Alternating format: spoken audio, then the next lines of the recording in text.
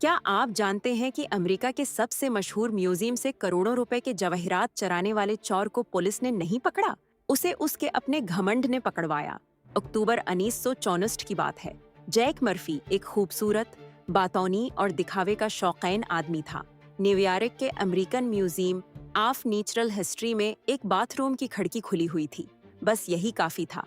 Murphy अंदर घुसा और सिर्फ 10 मिनट में 24 कीमती पत्थर उठा लिए। इनमें सबसे बड़ा था 116 की रात का स्टार ऑफ इंडिया, जो दुनिया का सबसे बड़ा नीला सितारा नीलम था। कोई मंसूबा नहीं, कोई खास औजार नहीं, बस एक खुली खिड़की और 10 मिनट। लेकिन मर्फी चुप नहीं रह सका। मियामी बीच की पार्टियों में वो औरतों को वो चमकते पत्थर दिखाता फिरा और शेखी बिगाड़ता रहा। चंद दिनों में खबर पुलिस तक पहुंच गई। दुनिया की सबसे आसान चोरी और सबसे बेवकूफाना अंजाम।